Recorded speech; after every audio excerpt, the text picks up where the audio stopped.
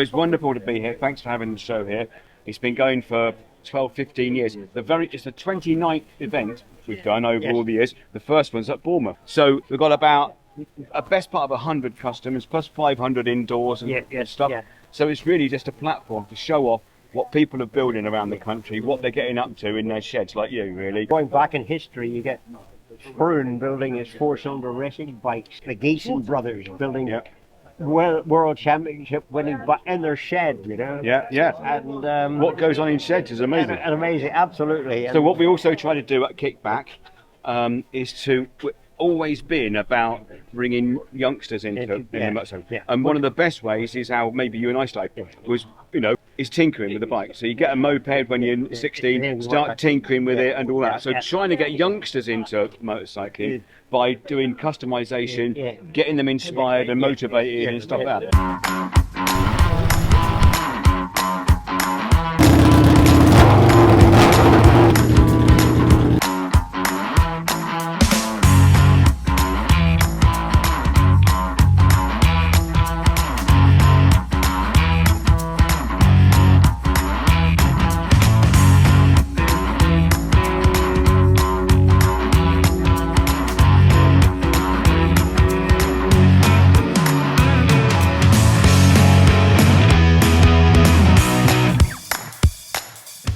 The 200 with a minimal amount of horsepower on it. So the idea of the bike is weight. So it weighs 120 kilos. You're too big. You want to get lifted? No. You want to get lifted? No, it's mine. Yeah, that's good enough. 20 mile an hour. Little guy in there. He won't be said of us. It's as simple as that. So who did the aluminium work? It's all my work. You want a job? I can give you a job in our restoration. I've done. Where do you get the cross from to do this here? That's all hand. It's all hand. Yeah. It's all handmade. Have you always been a seat metal worker? I've always done it. I went into it about 10 years ago. Done lots and lots of bikes. Loads of bikes. And then I also work on chassis as well. So that's a titanium chassis. Who does the welding? That's all me. Is it? Yeah. Bloody hell, you're good. I'm all right. You're good. I'm all right. You're making fantastic. Making well there, like. Yeah, I do a lot of balls as well. Not welding the balls. Wonderful. Yeah, it's a good bike. Have you done an aerodynamics test on it? Have you got a wind tunnel or anything? Practicality. So when I'm not going straight, we know it's wrong. Right. So because I raced these, you see, my world championship, Mondial in there. It was fully enclosed, but they banned them in 57 because there was many fatalities. We were getting blown off the road, side wind. So which is what happens to this. But you haven't got a full fairing. I did have. Did you? I had a fully enclosed, basically. Is that why you got grey hair? Exactly. Yeah. It was. Yeah. I crashed it at Pendine. Did you? Shit. Crashed at Pendine, and then wind blowing me, and then at Elvington I had about 3 almost off. Shit. So then the bodywork had to come off. Yeah. Because I find that Northwest 200 on the NSU, which will be starting up later, it was bloody frightening, an exposed road from Pole into Port Rush. It was like a tiller effect. You're going down the straight, you were sawing against. Well, you're doing exactly what even your body movements with the wind coming from the right hand side. You're kind of going over here to do it. Yeah. And you have to keep it flat out. If you ease it off, it gets worse. And you have to get your head down as well. Get your head out. And you set off on the right hand gutter. Yeah. Each lap and ended up on the left hand gutter before you built any shelter. Just unbelievable. What's these here for? Just leg support? It basically keep me so I can grab hold of it. It's slippery. It means I can grab hold and relax my arm. Let the bike do what it wants. Seriously. You will know it said the front end comes up. Start. And do you find that the trails are very important? I'm in two minds with that at the minute. So I'm sort of almost wanting to reduce it. Reduce the brakes. But steeper. Purely to get my head more weight over the front.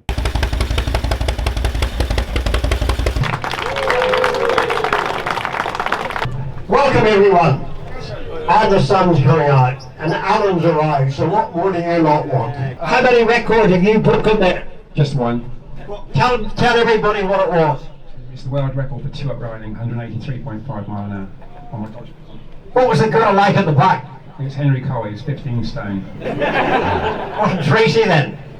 Wasn't Tracy? She would come on the back, but Henry insisted on getting the record with me, so, but Right. it's definitely an achievement with the weight and the wind resistance. He was poking his head out the side looking at camera. So it's, yeah, we did it. We're hopefully going to come back again later this year and try and improve it slightly. Right. We'll have a word about the Flying Millyard in a moment. When are you going to Elverington? 2 weeks. Bloody hell, far. Is it all ready to run? Pretty much, yeah.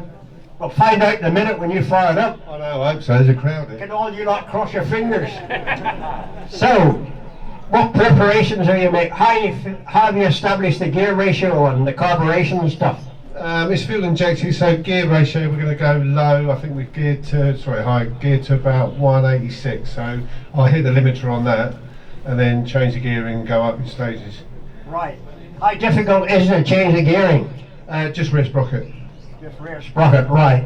And what do you rev it to? I'm just keeping it under in most gears to about 12.5, and then in top I'll run it through to the limiter. What's the limiter? It's about just over 12.5. 12.5. Sounds serious to me. What fuel do you run on? Or you're not allowed to tell anybody? No, at the minute we're just going stock. The idea of this is not power, it's weight and aerodynamics. So we're trying to get over 200, over the mile. Bike weighs 120 kilos. We've upped the horsepower from 135 to 170. So we haven't done a full power run yet. So 2 weeks time we hope to do that and yeah, get over that 200. Right then, Alan, you must have a few questions to ask this man. What, two geniuses together. You lot have never seen two geniuses together before, right?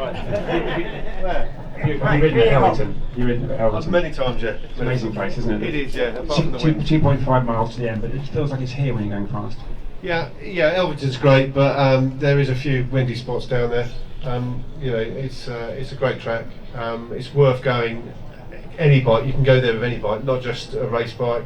You can take your own bikes there, do your top speed runs, get your head down, do it. It's a great place. And I will say, you've got a lot of rules to comply with. Yes, you have, but mate, they're all overcomable. Anyone can do it. This is the man who's organised it all, Don't blame me. along with Sharon, right? Well done. Thank you very much. So look, thank you. First of all, I want to say, look, honour to be with these three guys here. This is incredible to these three guys together like Why this. is that? Well, look at this. Sammy, Paul and Alan, it's unbelievable. Wanted to say thank you quickly, obviously, to everybody that's turned out today in this weather. Sorry about that.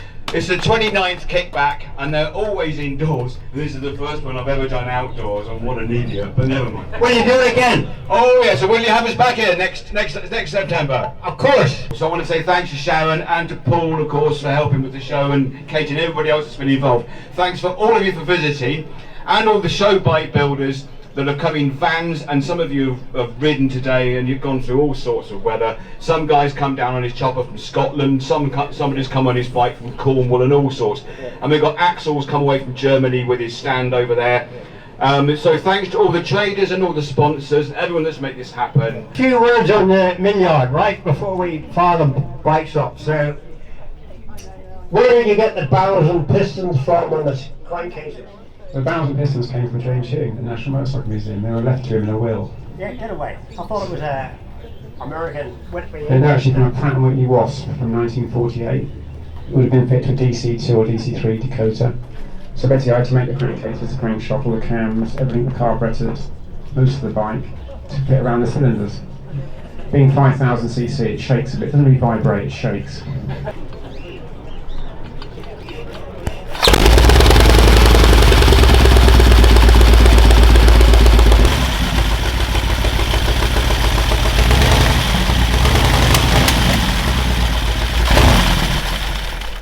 There you go.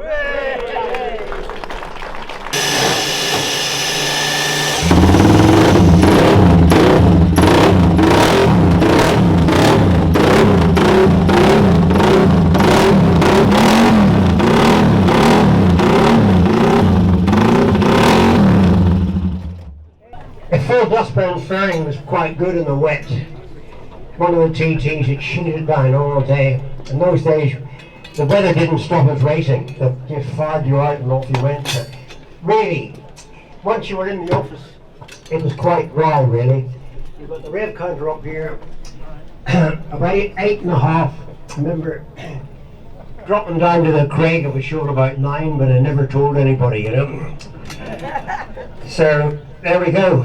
Full fairing, 100% original, all German sheet metal work, fantastic, and pretty bulletproof engine. So, there we go. 3-cylinder, 2 up, 1 forward. This was quite a good layout. Many manufacturers use the 3-cylinder. Honda used it with the NS500, the Freddie Spencer won umpteen World Championship.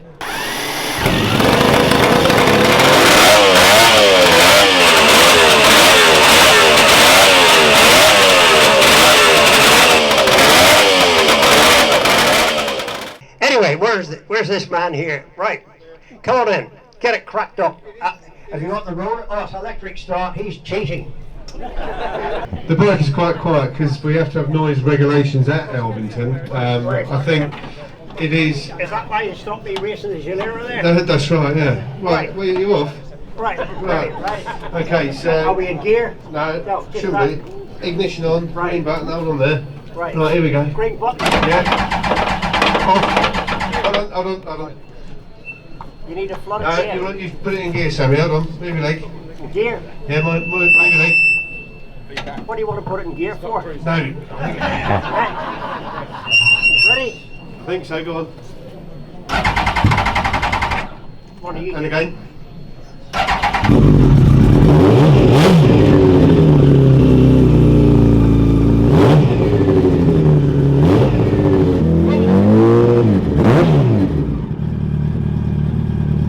Right, any volunteers for 200 mile an hour Emeraldson? All right, young man, you fancy a run? I'll get you a ride if you wish, you know. So, I'm amazed there's no rev counter on it, there's just a limiter, so you take it to the bloodline. Just And a it shift. automatically cuts out. You got a shift light there. It's what? Shift light. What's that do? So shift light just tells me the shift, and then it clock it and I'll take it all the way to the limiter. Do you have one of these automatic shifts? No. Yeah. Why is that? I'm not keen on, just like manual.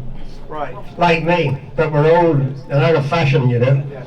These Grand Prix men today, they don't even bother about the clutch, they just fucking stamp it up and down the gears, you know. All the controls they have on race bikes now is just, I think half the riders are just sitting there. And it does all the work, you know. Again, thanks ever so much for coming again. We've got 3 kickbacks for you next year. The next one is April back at Great Milbourn, all inside. Alright, so it's Great Milbourn next April. Then we are going to go back to Gloucester Prison in June, and then if they'll have us back here again, the same weekend next year, nice and sunny, September, back here at Sammy's. So thanks everybody for coming, you've been brilliant, love you all, have a great rest of the day!